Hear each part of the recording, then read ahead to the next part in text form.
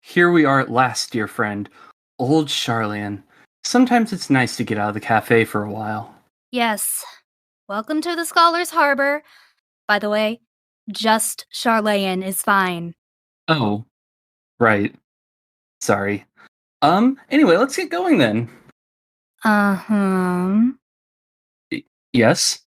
Your entry papers, Mr. Fairclough, for your visit today. But you know me. You just said my name. No buts. Everyone arriving in Charlayan has to have papers. No exceptions for you or your guest. I have them here somewhere. Oh, crud. Mr. Fairclough. Actually, they're with me. Scribe! Oh, great! More fans of the Synodic Scribe. Welcome to Charlian. Thank you. The boat ride took a while, but coming here is always worth the trip. Fine. If they are here as your guests, so be it. But next time, Mr. Fairclough, please remember your papers. This is the 4th time, and I'd rather not have this happen again. Sorry, ma'am.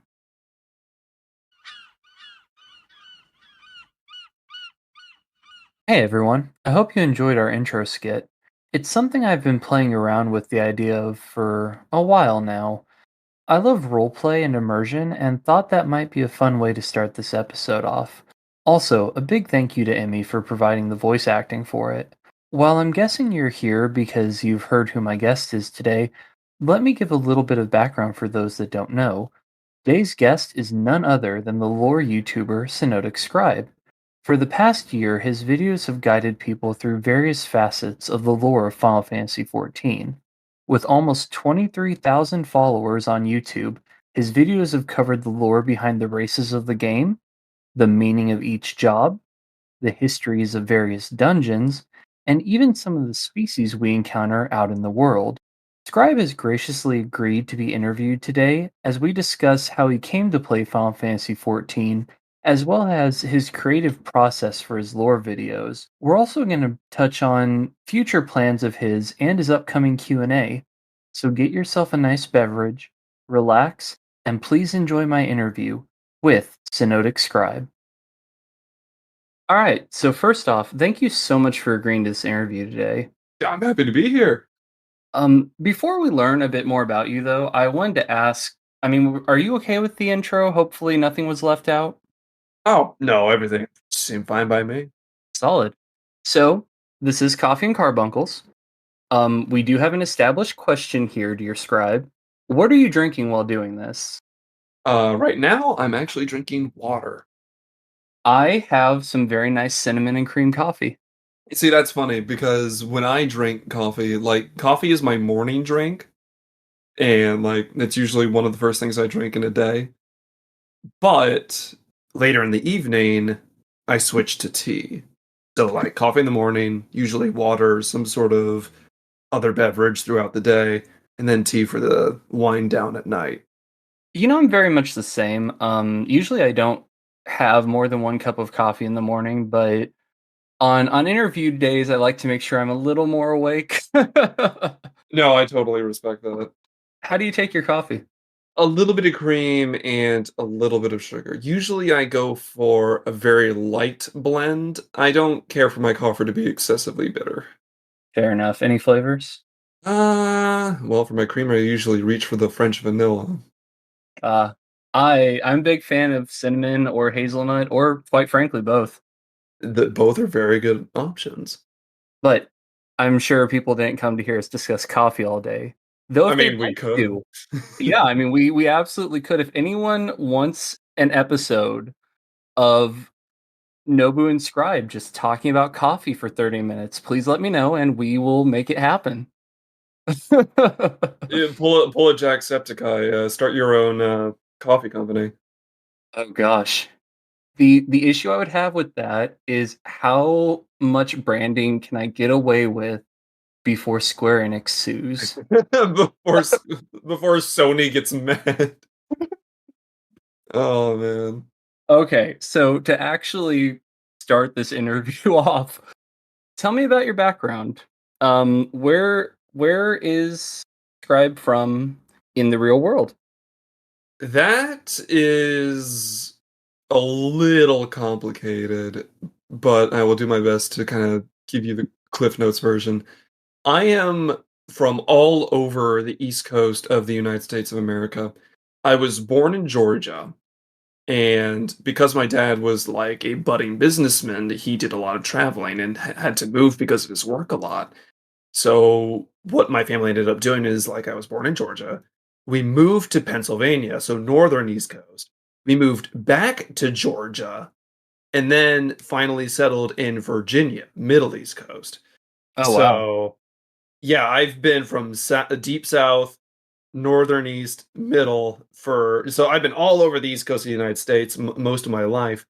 And then of course, I when I went to college, I attended the University of Alabama, so I didn't go too far from, I guess you would call, my roots.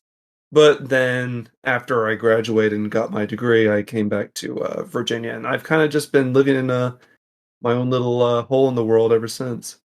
So I feel I have to ask then, have you ever been, I don't know, west of the Mississippi River?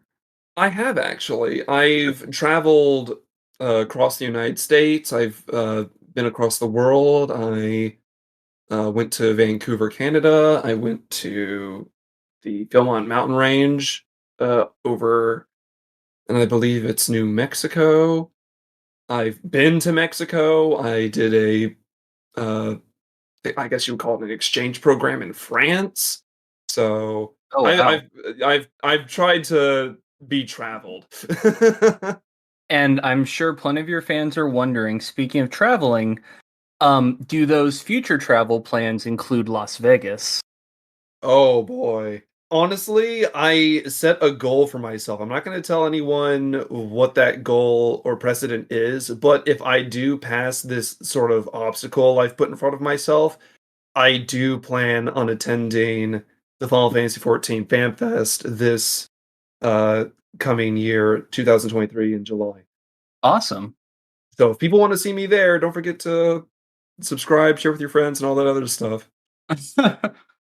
I mean, for especially for like a big Final Fantasy convention and Las Vegas not exactly being a cheap town, raising funds definitely helps. Yeah, and honestly, it's more of a personal thing. I wanted to I've never been to a convention before.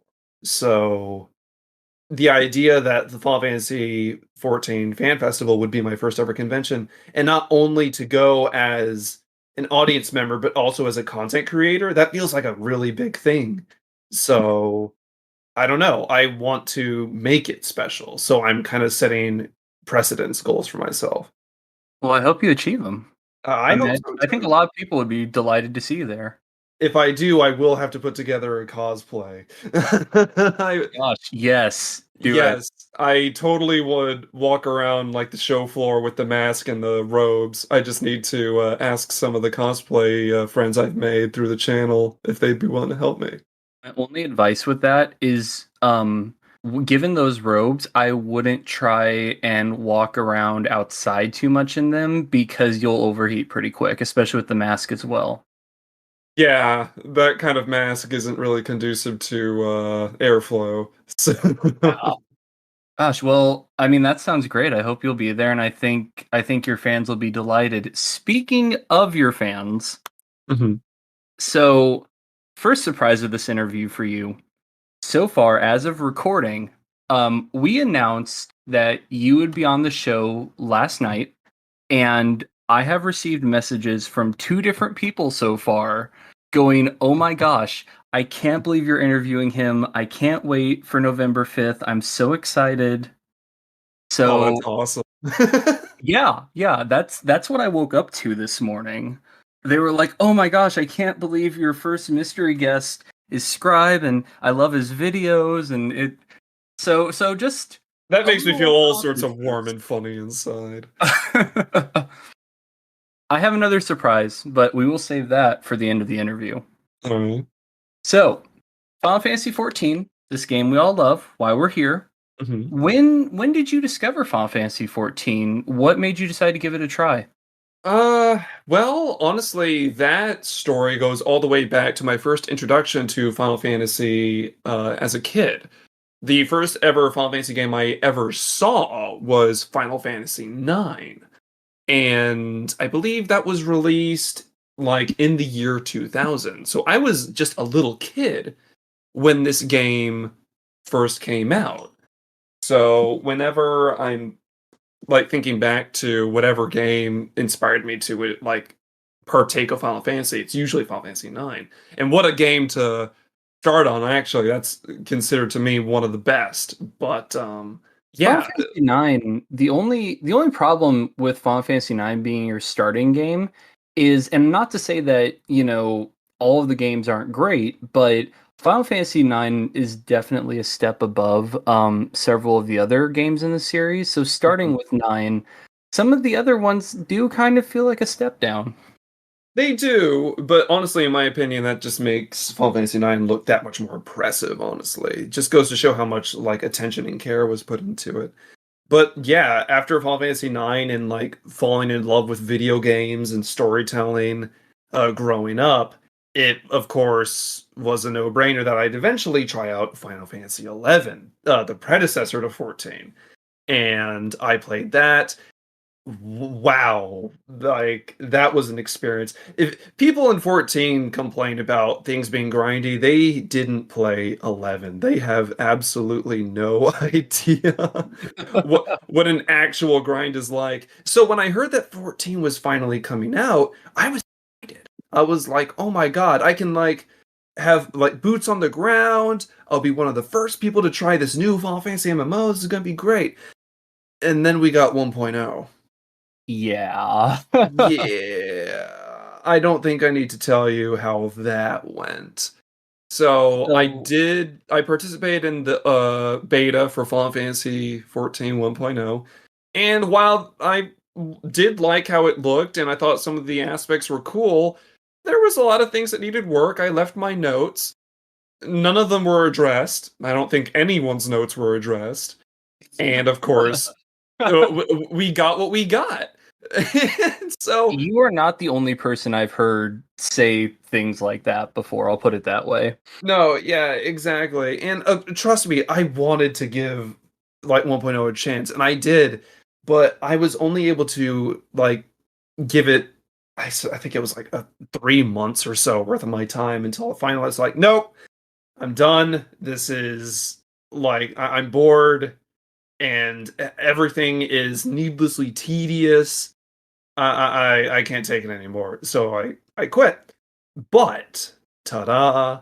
The Lord and Savior Yoshi P suddenly is made lead of the project, and I hear later from a friend like, "Hey, did you know Final Fantasy 14 is getting revamped?" I'm like, "You're kidding me! There's no way that mess is getting a reboot." And he's like, "No, it is. It's going to be great."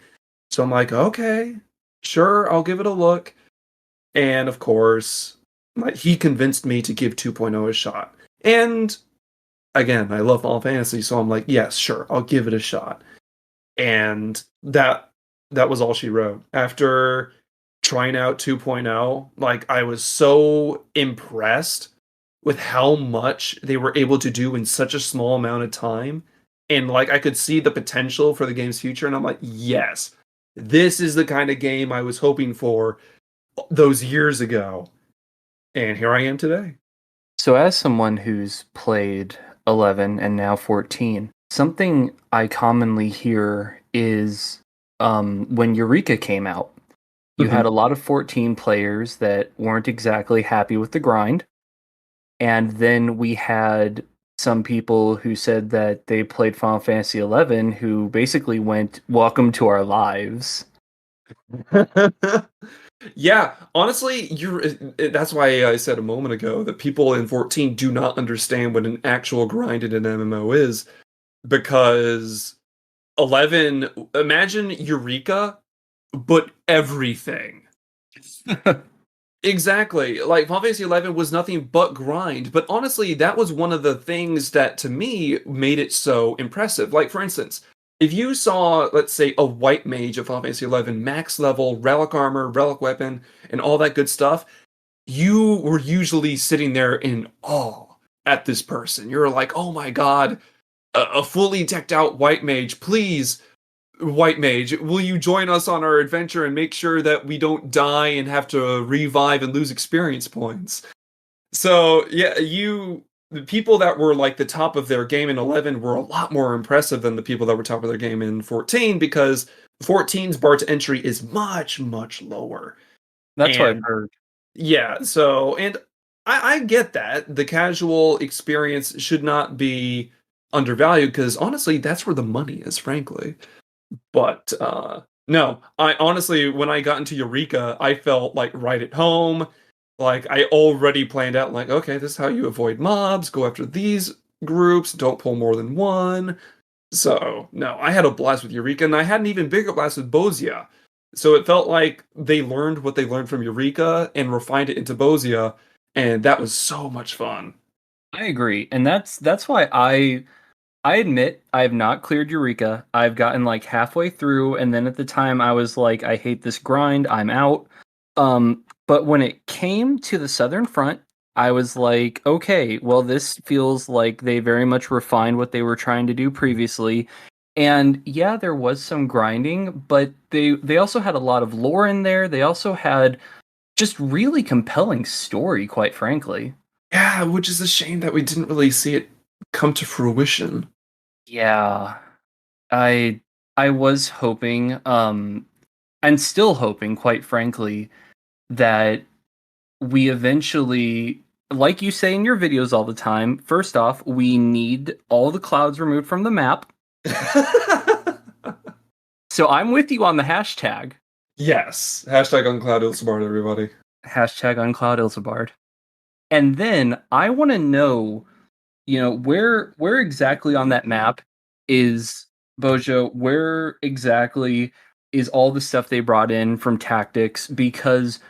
And 12, because we get a good sense of it, but without seeing the official map, we're still left kind of guessing.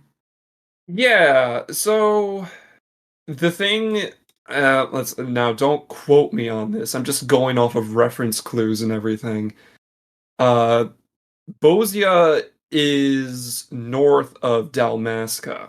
So, you know how they unclouded just a smidge more of the map, and Endwalker just a little bit, like, good lord. But if I had to place Bozia, it's due north of Dalmasca, which of course is Final Fantasy Tactics and 12 material, and the Gelmora Jungle, which is south of Dalmasca, also Tactics and 12 material. So we did get a lot of that out of the way already, because like all the stuff that we do in, say, the Evilise raid, like that part of the map is unclouded now. You can see exactly where we went and why. But for things like Bozia and all the other reasons we've gone to Ilsabard to still be clouded at this point makes very little sense. I very much agree. So obviously, to have material for a lot of these lore videos, to do all these lore videos and to enjoy 14, I'm guessing that you're pretty far in 14. If I had to guess, in game for sure. Oh, yeah, like I've done so much. So my question with that then, because we don't really see this in your videos, we primarily just see really good art. Shout out to your artist. Out to I'm looking Catti. forward to the Q&A. Oh yeah, she's a delight. But when you're not talking about lore or doing podcasts or LunarCon, what class are you adventuring around as? Dark Knight. I am a Dark Knight main. Awesome. And the reason for that is mostly because anyone who knows me or has like known me long enough understands that my favorite type of class, job, or anything in a fantasy game is spell sword. Something about the marriage of melee and magic, just in my mind, is like perfect. It's you're dangerous up close and at a distance, and you probably have the versatility to get away with things that a pure melee fighter or a pure mage would never have access to. So, in my mind, spell sword is the way to go. And in my book, Dark Knight was like the first official spell sword in Final Fantasy XIV. This was before Red Mage came out, and this was before Paladin got more actual spells worthy of the name. So the idea that you're like this great sword wielding melee fighter who's also casting spells and wielding darkness, like that was cool. So I picked it up and I've not put it down ever since Heavensward. Awesome. I'm still a holdout, praying that someday we get Rune Knight, but my hopes keep kind of diminishing with every expansion and the talk of non-Final Fantasy traditional classes coming out. Yeah, they did say that. Like, and to be fair, they have more or less kind of exhausted the most popular jobs in Final Fantasy at the moment. Like, most of the super popular ones are already in the game. Now, there are some exceptions that people could say, but I don't blame them for wanting to get creative and make their own jobs now. Because honestly, that's part of the fun of having a unique MMO like this, the creative aspect. Asking yourself, what can I get away with? I think that also to keep in mind, you can say original classes that aren't in Final Fantasy right now, but in 4 Final Fantasy main installments from now, when those classes leak from 14 into future installments, That I would actually mean, be funny to see. it'd be neat. I won't lie. I would enjoy seeing the 14 version of Sage in future versions of Final Fantasy. Just like kind of a nod. So, back to the subject of Dark Knight. Mm-hmm. Since Heavensward, so you're playing this class, you're going around, doing 14 content, you're having fun. What makes you decide to get into YouTube and get into lore videos? That is a multi-pronged answer. There's no singular reason. One of the reasons is because, of course, I did go to the University of Alabama to specialize in uh, literary analysis, creative writing, storytelling, and essentially just like the history of just storytelling from humanity's perspective. Like, this is one of the things that as a species we've been doing since like the Unga Bunga days. So I find it fascinating. But because I wasn't able to get a job as a writer for a studio or editor for a studio out of college, I worked retail, and that was awful. And working retail at a pharmacy during a global pandemic is just as bad as it sounds. So, Oh gosh, yeah, I can only imagine. yeah, it was awful, and I wouldn't wish it on anyone. But eventually, halfway through the pandemic, I was sitting there going, wow, I am actually sick of what I'm doing, and I haven't actually written, I haven't been creating, I haven't been doing the thing that I got my degree for, which was actually starting to piss me off. So, and that brings me to the second prong. I've always loved lore channels. I've always loved listening to other people's like interpretations or like telling of certain aspects of lore in video games. I'm a huge fan of channels like Vatividia, My Name is By, Fudge Muppet. I mean, I could go on. The list is long. But I've always loved listening to those people and enjoying their content. And of course, there was always that little thing, voice in the back of my head saying, well, why don't you try it? And part of me was always thinking like, oh, well, you're too late to the game. There's already a bunch of lore channels.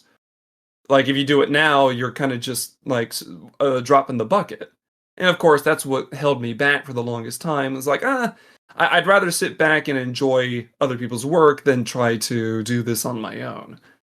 But then COVID hit, and working at during the pandemic was, I suppose, the straw that finally broke the camel's back. And in my head, I was like, no, I need to write, I need to create, I need to do something, otherwise I will go crazy. So one of my friends, OC, shout out to OC, they suggested, hey, I will edit your first videos for you if you want to try and get your feet wet. And I had no experience with video editing or video editing software at the time. So I was like, yes, please, thank you. And that was the first videos on my channel. The what it means to be X race series. OC helped me with that and really helped me to kind of alleviate my fear of uploading to YouTube, because honestly, I feel like the thing that scares people the most about content creation is like that first step, that initial, oh God, I don't want people to think that I'm bad at this, or what if no one likes it, or all this other stuff. And honestly, I felt that fear too. But once I got that first video out, even though I only got like a handful of views, those first few comments that said, like, oh wow, I didn't know that, thank you for uploading. That's it. That was the final nail in the coffin. And I'm like, yes, I need to learn how to do this better. And over the past year, I've just been hammering out content over and over again, trying to figure out what can I do better? How can I reach more people? What other stuff do people want to see? And I haven't slowed down since. I am absolutely loving what I'm doing. And I think that for my listeners, that's something you're going to find is a common thread throughout a lot of my interviews. From me to Velderin to Synodic Scribe to the interviews that you're going to hear later, is the first step is terrifying. You're like, how are people going to receive this? What are people gonna think or say about me? And then ultimately, you just kind of leap, and you'll find that a lot of the time it goes better than you expect. Oh, exactly. Like, that's the biggest advice I could give anyone who's interested in content creation.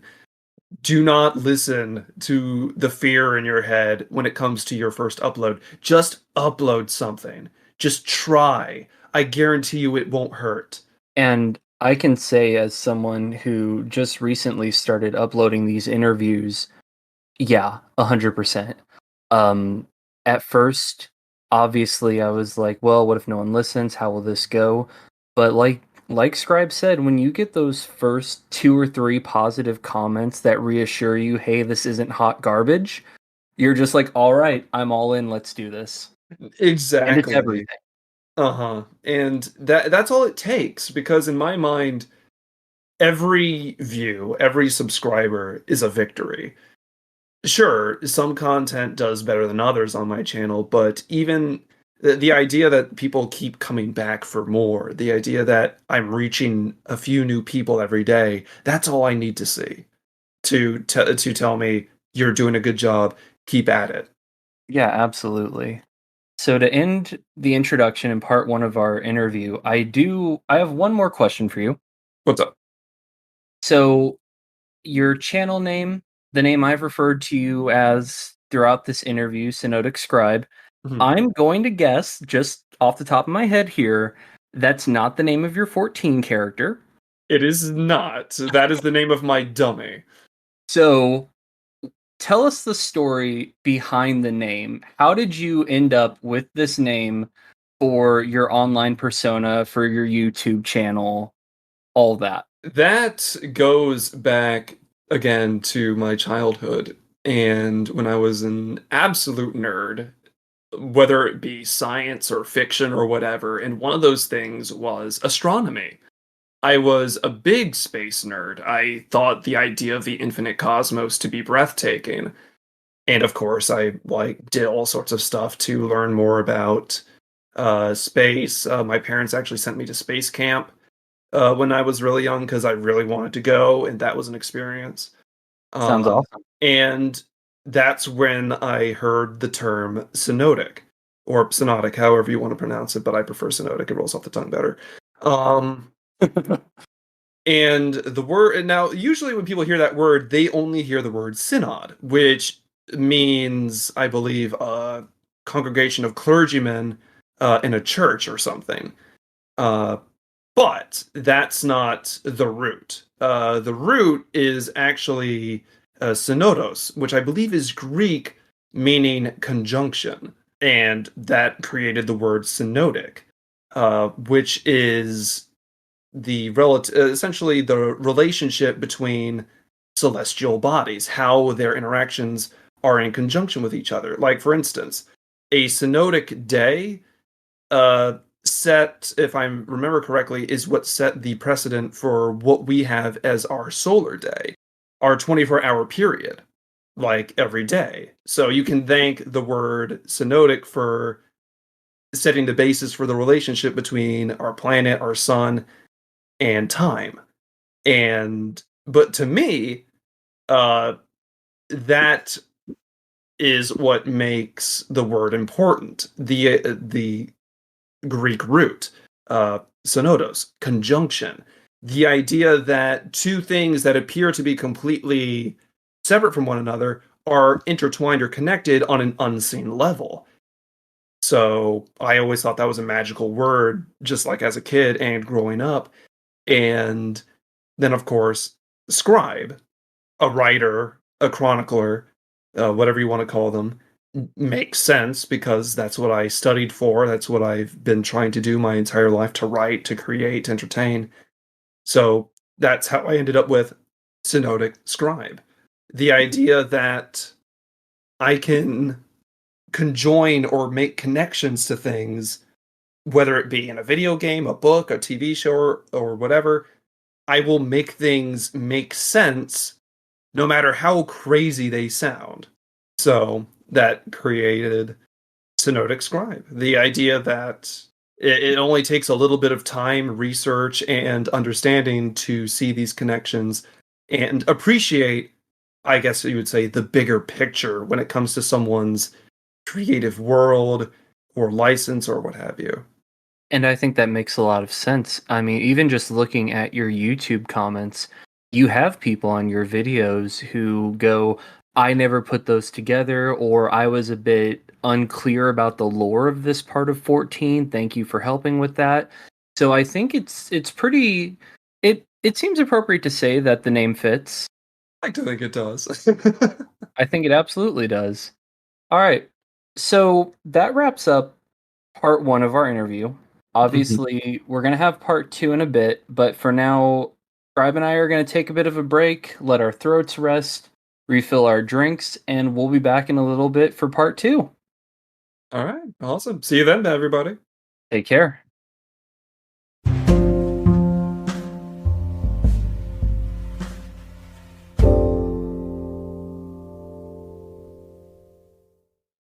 Welcome back to the second half of my interview with Synodic Scribe. Hello. So, in the first half of the interview, we talked a bit about you and how you got into 14. Mhm. And then we briefly touched on the YouTube channel. So, something I've been curious about, and something that I've seen a lot of people ask you, so I hope this question isn't getting too repetitive, but how do you decide what to make videos on, especially at like the beginning of your channel? Did you ask for a request back then, or was it just you going, this piece of the lore really fascinates me. I'm going to drop a video on it? No, while I may get that question a lot, it doesn't really get under my skin because, if anything, I feel like it encourages other people to maybe even start making content of their own.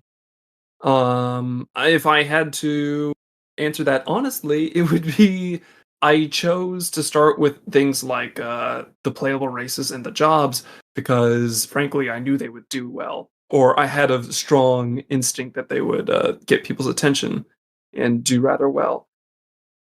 However, like even from the beginning to now, I still take requests. Like if there is something that someone says, like I know very little about. Let's see, what was one that I kind of did out of order? The Sunken Temple, not the Sunken Temple. No, it was. What was that one dungeon? It was the one in Stormblood. Scala. Scala. Oh, Like I started my dungeon delving series, right? Where I kind of like started like from the first dungeon up to like just going down the list. But someone requested like, I really think the Drowned City of Scala is fascinating. Can you do a video on that? And I'm like, I'll get to it eventually, but that would probably be a while. So I mean, I also think Scala is cool. So let's break the tedium of just going down the list and just skip to Scala real quick, which I did. And like there was someone who requested a video on like the Lupin, for instance, even though I haven't finished covering all the ARR. And I'm like, you know what? Why not? A lot of people ended up wanting to play the Lupin at some point. So maybe even if they can't be a playable race, they would be happy knowing at least the people's lore, history, and all that other good stuff. So no, yeah, it's a mixed bag of what I'm excited to cover at the moment, what I think might do well, what people have been requesting. I try to keep a healthy balance between all these things because at the end of the day, I'm not just making these videos for myself. I'm trying to entertain hundreds, if not thousands, of people. So I have to make sure that what I'm talking about would be interesting to them in the first place.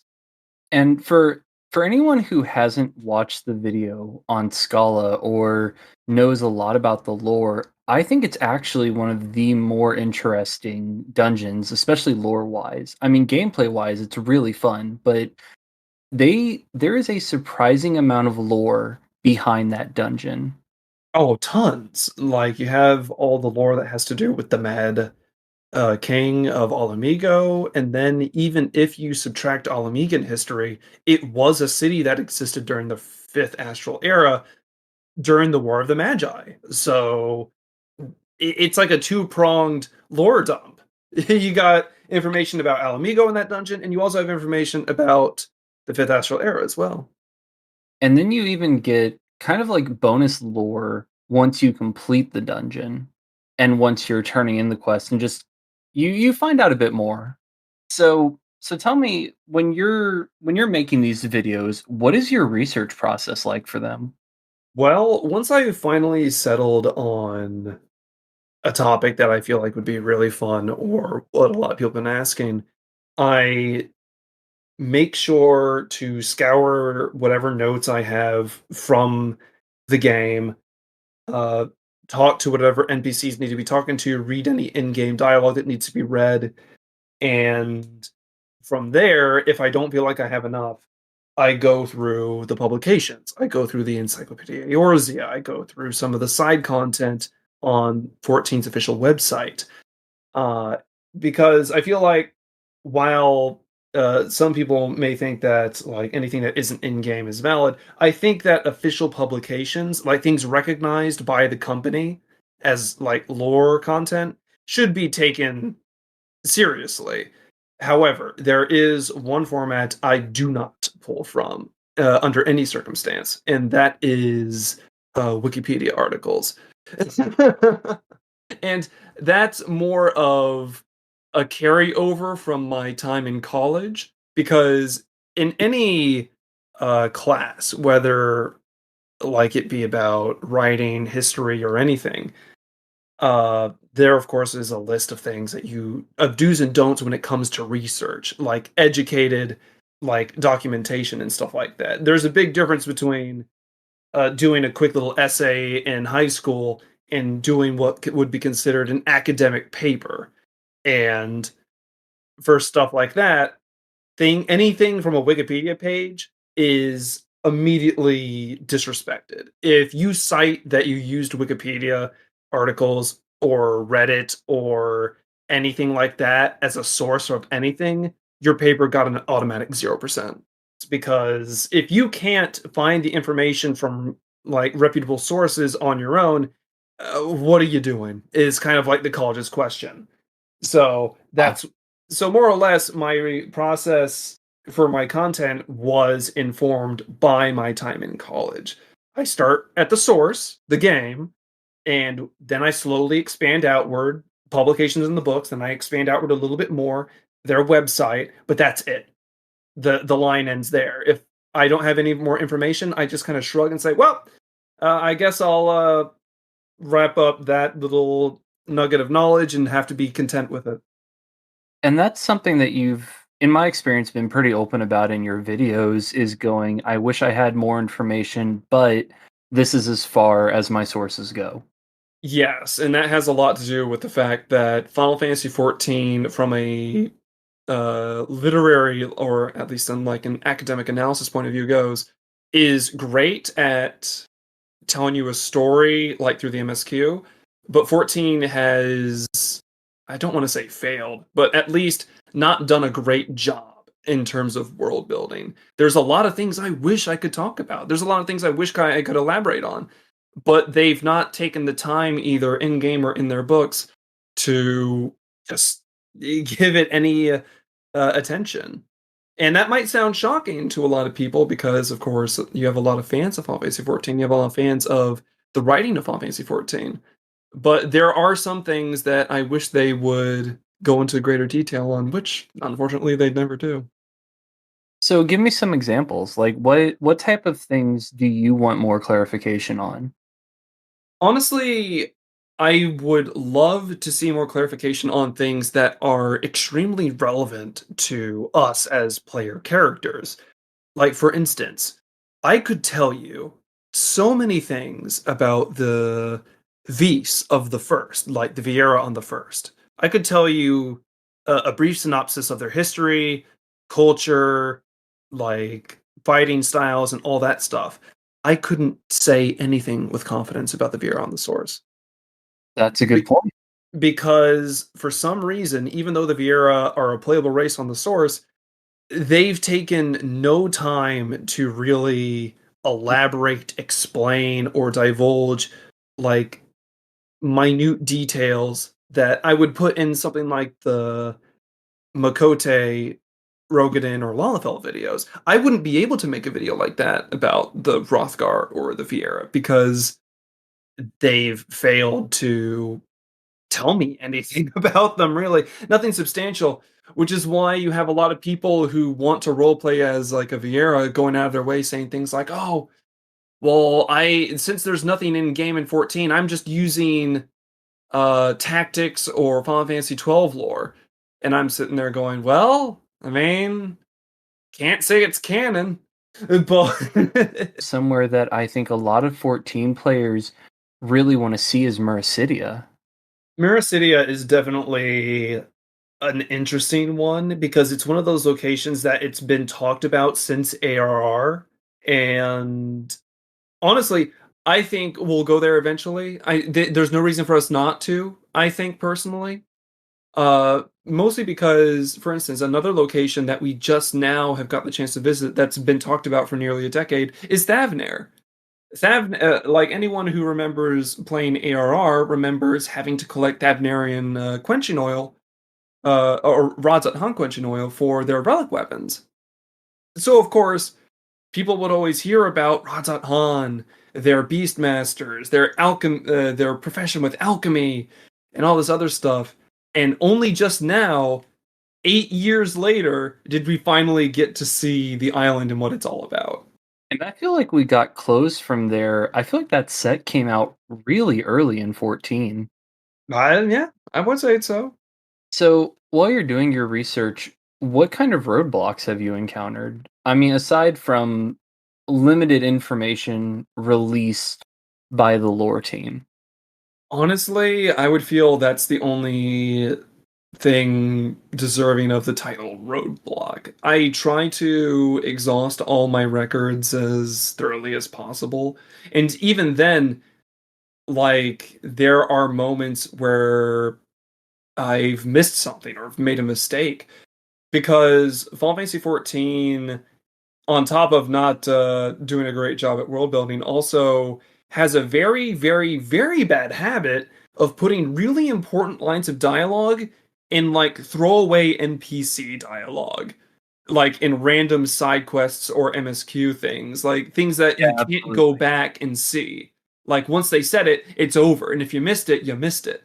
And then you get stuck with the generic NPC line of "Thank you for saving us." Yeah, exactly. So honestly, I would say the biggest roadblocks I have when making content for Final Fantasy XIV is Final Fantasy XIV itself.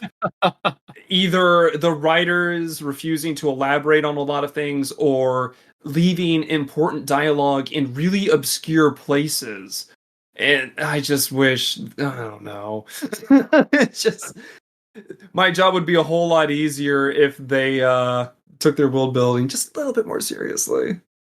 So, I've been curious. You said that you go around and you check all these sources and you take notes. even when you don't have a video specifically in mind, do you still have, I mean, is there a pretty thick notes folder there on your desktop where you do encounter one of those like random NPC side quest tidbits and you're like, I'll need this later at some point, I'm sure. I screenshot. Anytime I see an NPC that says something really interesting, I'll like make a mental note of it, screenshot it, and I'll save that for later. Otherwise, most of what I know, I either just glance back at the books or like just understand or has been memorized because I've looked over some of these things so many times over now, I just know them. So like I could recite every element of every Umbral Calamity to you because Oh, I just know that already. so you've put out a lot of videos at this point, races, classes, calamities, eras, etc. Mhm. Do you have any particularly favorite research topics? Uh, if I had to say favorite, I would say talking about magic or aether. Yes, I know, listener, that it's pronounced ether in game, but you know what? I've said aether my entire life and I don't feel like stopping. So, So what uh, about that specifically? and honestly, the reason I love talking about aether and magic in Final Fantasy XIV is because it feels really underutilized. Like in the job system for 14, like, of course, you get your job, you level it up, you get the abilities the game hands out to you, but that's it. There's no experimentation, there's no like explanation, learning, or anything. The game just kind of dumps it on you, saying, here you go, have fun. And that might be great and fine for like casual players who just want to get their stuff and run. But for me, it feels like it kind of does the magic system a disservice because with Aether, almost anything is possible. But you would never know that based off of the player experience. Which is why I dedicated like a small like video series strictly to explaining how Aether works to by like people who want to fight harder than their physical muscles will allow, or conjure weapons and items out of thin air, or just all sorts of other stuff. Like, and that stuff is fascinating to me. So I don't know. I love 14's magic system, and since it doesn't get any love from the player side, I go out of my way to try and explain it in my lore content. That's actually something as a role player that I've had to speak with people about is my character is primarily a summoner and has God of Magic title, but my other main class is monk. And there were a few people who were like, but isn't it weird to talk about your character being a monk when they're primarily a mage? And I'm like, no, because due to how magic works in this game, him being a master mage would probably allow him to be a better monk. No, you are 100% correct because what a lot of people don't understand is that samurai, the abilities they use to sheathe their sword, build up energy, and then deliver like huge blows, that's like one step away from a spell, from an incantation. Like, samurai, out of all the melee classes, are the closest thing to be considered an actual disciple of magic instead of disciple of war. I mean, even in the Shadowbringers preview, when we saw the dragoon, I feel like there's definitely without being able to utilize energy properly, you're definitely not going to be able to do a lot of those dragoon leaps, midair turns, etc. You wouldn't be able to do the Blood of the Dragon stuff the Warrior of Light or Estinian do, that's for sure. But when it comes to like Dragoon jumps, like just the standard Dragoon techniques, those are teachable and learned by all the Dragoons of Ishgard. Like that entire thing about Dragoons being able to jump in the air, pivot, and like come down with great amounts of force, that's them using and stimulating the Aether in their bodies to perform superhuman feats. Right. And of course, uh, they're not flying, they're just falling with style. But uh No, but you would never think about that. You would never understand, oh, that's how they're doing that, unless you've actually read through some of the dialogue, the books, and stuff like that, because it doesn't go out of its way to explain that to you. Absolutely not. And it is, like I said, it's one of the reasons that even when I was focusing on Monk through Heaven's Word and Stormblood, I'm still glad that I was doing all these mage quests and going into, lore about mages, because it all ultimately does tie back together. Mm-hmm. So I feel like having an interview about things like lore, I'm sure for you, it's been a source of both joy and a bit of irritation, but I feel like we have to talk about Endwalker. Oh boy. Endwalker has been nuts in terms of lore, from revelations about the Ascians to the 12 to everything about Aether and Dynamis. A lot of things got revealed, and some stuff even got shifted around in terms of lore. What was all of that lore drop like for you throughout the entire thing? I mean, where were you cursing? Were you like, I have to go back and now redo a bunch of my vids? Where was your head at? The first few moments into Endwalker starting, I was already furious because one of the retcons was super obvious. And that retcon was the change to the relationship between the Echo and Blessing of Light. Ever through ARR, Heaven's Word, Stormblood, the Echo was always credited with being what is protecting the Warrior of Light, or anyone with the Echo, from being tempered.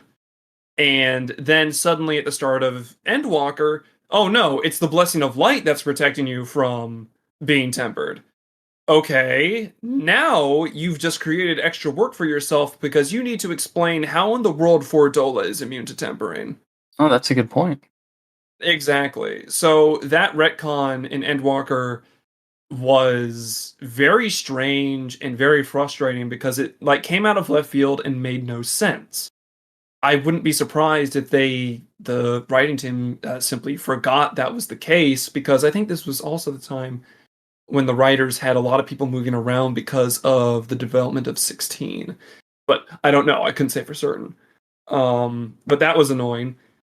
Other than that, aside from Hermes making an absolute fool of himself and just a disgrace of a scientist, uh, Dynamis was the big one that I knew was going to be trouble, because they introduced a brand new energy type into a game that has never alluded to it in the first place. Now I know some people will say like, "Oh, uh, you could attribute X, Y, and Z to Dynamis in previous expansions." Yes, you could, but that's purely coincidental. At no point did the team for Final Fantasy XIV assert that there might be a second energy type other than Aether until Endwalker. Dynamis was solely created for this expansion and served as the sort of plot driving energy type to get you going to outer space, Ultima Thule, and fighting the Endsinger, which is fine. But I understood that there are some videos I cannot make now because there is going to be a fundamental misunderstanding that, oh, this is Dynamis. In reality, it not only is it not, it never was. Because I got no end of comments on things like my Dark Knight video saying like, oh, Dark Knights are using Dynamis for their spells and abilities. And sorry to say, everyone, it's still Aether. Like 100%, it's still Aether. Like, you may be able to suggest that Dynamis may have like a small a hand in maybe shaping some of these spells and abilities, but at the end of the day, Aether is the thing doing the heavy lifting for all your jobs. We don't have a Dynamis driven class or job or anything because our characters aren't Dynamis driven. They are Aether based life forms on an Aether based world. They have no reason to use Dynamis, and they never will. And the other thing I noticed with it is, even when we are talking about it, Dynamis, to me, it seemed like very thin, very, very subtle form of energy in which, unlike ethereal manipulation, I don't think that our characters or a lot of people in Eorzea in general would be able to really utilize Dynamis in a big enough way to make an impact, especially in combat. No, I completely agree because, of course, everyone cites the Endsinger and what she was capable of, but you have to remember the Endsinger wasn't one entity. It was dozens, if not hundreds, of Dynamis creatures created with Dynamis specifically in mind by Hermes, all working together at once. So the idea that one person would suddenly be able to manipulate Dynamis on that level or a similar level, compared to hundreds of birds chirping at once, that's that's a huge leap in logic. I'm sorry to say. No, I fully agree with you. Um, so are there plans then for like video edits or part two of any videos at the moment? I do plan on doing a follow-up video with Dynamis because when Endwalker first came out, I made a video basically explaining my cliff notes of what I noticed about Dynamis, its potential, and kind of asking the question, what's going on here? What's up with this energy? And which did pretty well. And I plan on doing a part two because patch 6.25 has actually readdressed Dynamis. I think this is the first time the NPCs have talked about Dynamis since the end of Endwalker. Go figure. And once that quest chain is over, I'll finally probably make a follow-up video talking about Dynamis and its potential because unfortunately for a lot of people hoping Dynamis has a bigger role to play in the future, I don't see that happening simply because everything that we've ever seen having to do with Dynamis are like exists in a vacuum. These things are only happening because of extremely unique circumstances. And a lot And of those circumstances being specifically within the Ultima Thule. exactly. So I don't know what to tell the Dynamis fans out there. Like, actually, I do know what to tell them. There is a way to explain what you want to do with Aether. You can do almost anything with you can think of a Dynamis with Aether. Just go that way. And it would be more lore fitting for It, yeah. everything pre Endwalker and probably honestly everything after Endwalker because like you said, I can't really imagine Dynamis is gonna evolve too far beyond an Endwalker plot point, unfortunately. Exactly. Dynamis was used in Endwalker as a plot driving mechanic, and the first time they talk about Dynamis outside the MSQ, or the first time they talk about Dynamis after the end of the expansion, is in side content, which tells me they're not confident enough to reintroduce it to the MSQ yet, or ever. So, Dynamis might have like done its job for Endwalker, and we may never see it again. Now, brief note, if you're listening to this and it's like 2025 and Dynamis is now a huge part of 14, Scribe and I are sorry. Come after me. Come on. Bring it. Bring it. I know what I said. And I assume that if that is the case, Scribe has probably made like his third Dynamis video by now. Should be good. No, look, I would be thrilled if Dynamis was a bigger part of the world because I think it's an interesting idea, the emotional spectrum and everything like that. Like the collective unconscious.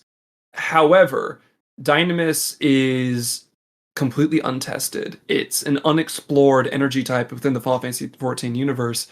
So to say Dynamis is anything with any concrete like facts, we can't. The characters are still learning about what Dynamis is or what it's capable of. They don't even know. So we certainly can't. So just use Aether. I think that's like the second or third hashtag of this podcast is just hashtag just use Aether. I'll look forward to seeing it on Twitter. Oh boy. Okay. So aside from a second Dynamis video, are there any other topics you're working on right now that you can tell us about, or upcoming videos that you can give a preview on? Well, I certainly want to finish redoing the race videos I started because, of course, like my race content was like my first ever videos, and I'll admit they weren't are of the best quality, so I kind of wanted to bring them up to snuff. So I'm still working on those. I'm still planning on covering Gridania very soon because that's like the third city-state of Eorzea I'll be covering. I'm still got more collaborations together in the future. I plan on doing things with Final Fantasy XIV Fun Facts, maybe more stuff with Joe Cat and other content creators in the future. Honestly, getting to meet and create content with all these people has been an absolute treat. And other than that, I just plan on doing what I have been doing for the past year. Just anything fun I feel like needs to be talked about, I'm gonna put a spotlight on it every week. And I know that you have the big Q&A coming for your YouTube channel soon that people Oh can yeah, look to. yeah, the 20K special. Now, speaking of the 20K special and Q&As, Mm-hmm. I think we've reached the end of our interview at a pretty solid high note. Uh-huh. So, I think it's time for surprise number 2. Oh boy. Now, what our listeners don't know is in episode 1 of this podcast, I said that all of my guests would get their questions beforehand and we would have no gotcha journalism and no surprise questions. And I'm sticking to that. However, I received a question from one of Scribe's fans, and upon thinking about the question, I was like, I'm probably not the first person to hear this question and go, yeah, I wonder. And I don't think that fan's the only one thinking it. So when I was talking with said fan about their question for Scribe, they said that they would really like to hear the question and the answer to the question in real time. And Scribe has been kind enough to say that I can hold the question back. I haven't given it to him before this interview. And that way, he can give us an authentic, real time reaction to this fan question. Yeah, I have no idea what's coming. So, you've been kind enough to agree to this secret question. So, here we are. Oh, here we are. Now, if someone were to talk about your videos, I think that a lot of your fans would agree that you go about things in a very scholarly way, and due to how you approach your videos, the way you speak, the way you present your facts, um, it's in a very calm and measured college professor like tone. Mhm. And I've heard from more than one of your fans that they actually find your voice really relaxing and that they'll listen to a Synodic Scribe episode and, they'll kind of chill and take in the information while you're giving them your lore lecture. So, with that in mind, and I'm not paraphrasing, the question I pose to you is Synodic Scribe ASMR when? Oh man. That one is really funny because honestly, ever since the channel started, like I have gotten comments like that, saying things like, oh wow, I can just relax and like just vibe to the sound of your voice because you're right. I do try to present my information in a very calm and just very clear fashion. Of course, anyone who knows me personally, and probably people have noticed during this interview, that I'm a lot more energetic as a person than I am in my videos. But I have been asked that before because I've gotten some comments saying like, "Hey, love the sound of your voice. I listen to it as I go to sleep." And I'm sitting there going, is that a good thing or a bad thing? Like, I don't want to be putting people to sleep now. And they're like, oh, no, no, no, you're just that relaxing. I'm like, okay, I'll take your word for it. But there, I actually have talked with some of my fans about that in my YouTube Discord. And some of them are like, "Oh, I hate ASMR, please don't." And others are like, "Yes, please do." So so I don't know. Tell you what, listener, if I'm able to break 100,000 subscribers on YouTube, I Oh god. will consider doing ASMR streams or videos. A high goal, but fair benchmark. Fair benchmark. A little tit for tat, because here's the thing, in order to get like good ASMR like hardware and software, I'm gonna need more than what I've got right now. I was about to say that like a good ASMR mic runs about $3,000 US. Yeah, it is not cheap. And I doubt people just want to hear me leaning into my mic and speaking very deliberately to them all the time.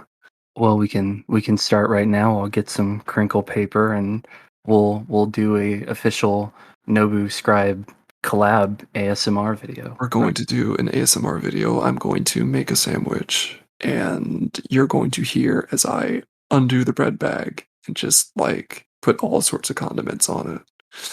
And see, now after people listen to this, look forward to this at the Q&A. Oh man. No. Thank you for being a good sport about that, by the way. I do appreciate Oh it. no, not at all. No, that's a cute question. And I hope that little up close and personal talk was enough for whoever asked it. See, I'm just hoping that with, several of your fans having asked for it, that we didn't just make like 3 different people pass out. So, hopefully. Oh, that would actually be really funny.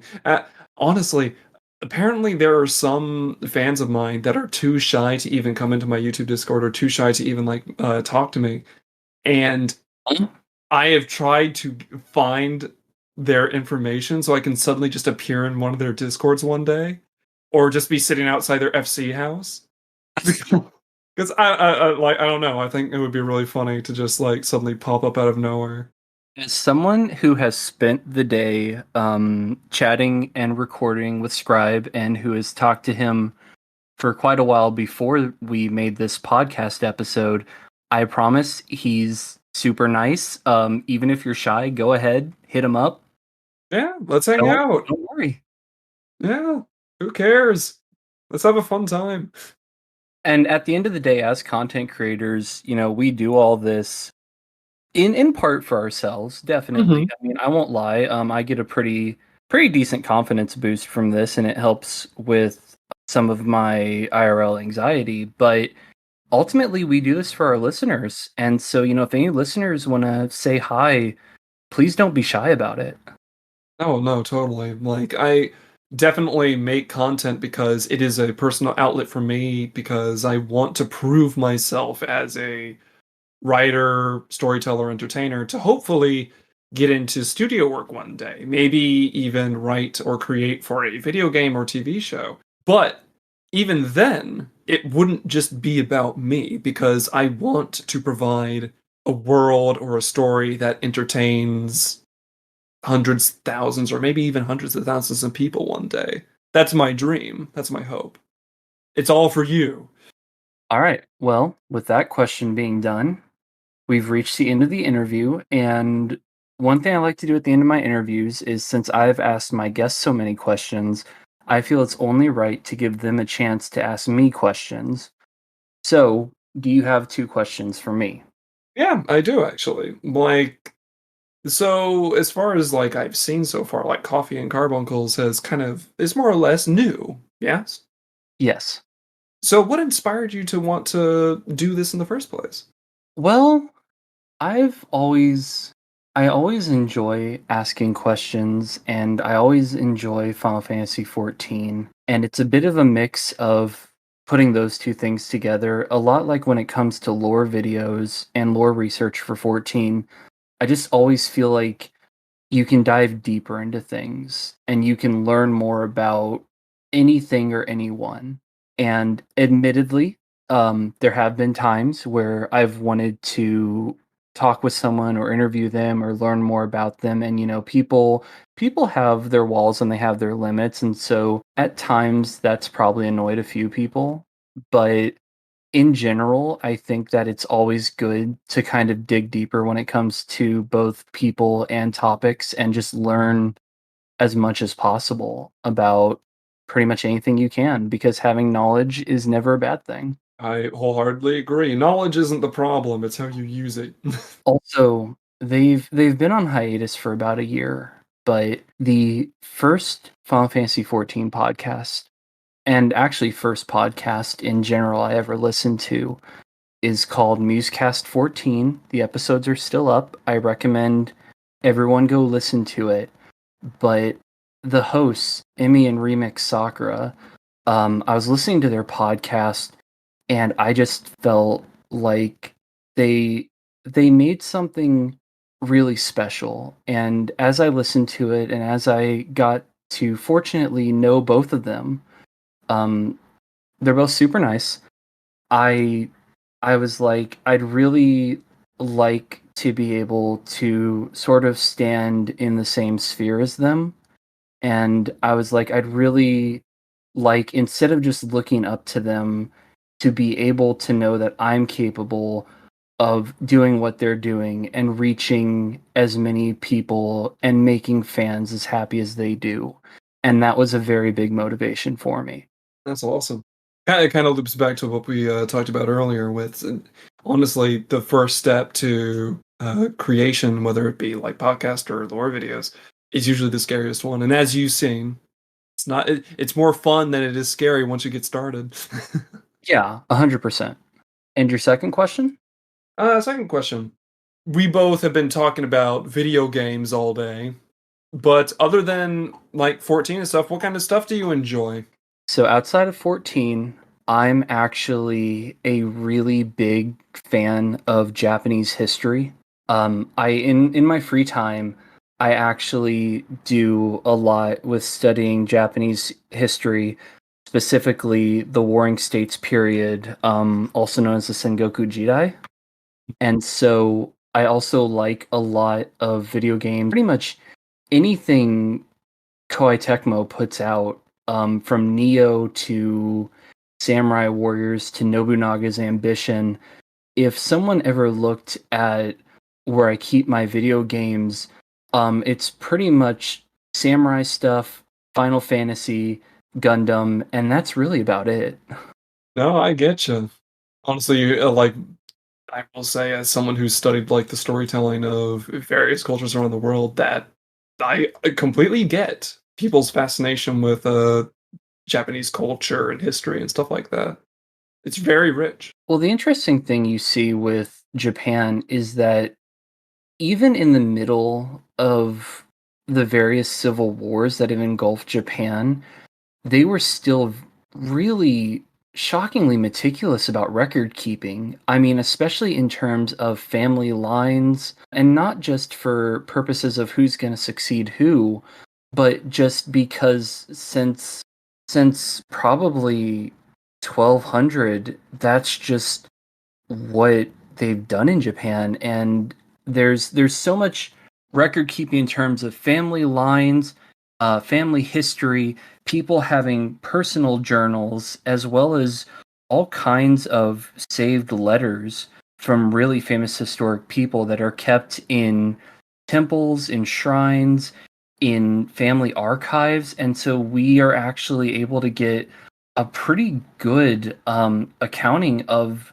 way more of Japanese history than I think most people would think possible. Thank you, historians.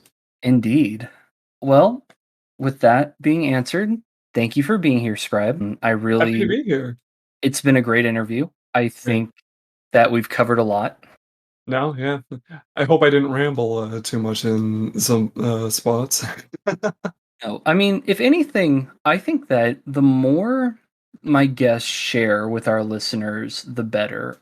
I would much rather have a guest that quote unquote rambles rather than get like a 2-word answer to a question and call that good, because I feel like a lot like with what I said for the reason I started this podcast, the more information we can give and share with each other, the better. I wholeheartedly agree. Thank you for being here, and I hope you'll have a wonderful day. You as well, and thank you everyone for listening. Please look forward to Synodic Scribe's Q&A on his YouTube channel. You can find the video for that. Obviously, he just posted it last night, but please look forward to his Q&A special. Check out his Discord. Check out both his Twitter and mine, which you will find links to in the episode description. And for you, dear listener, I hope you have a good day as well.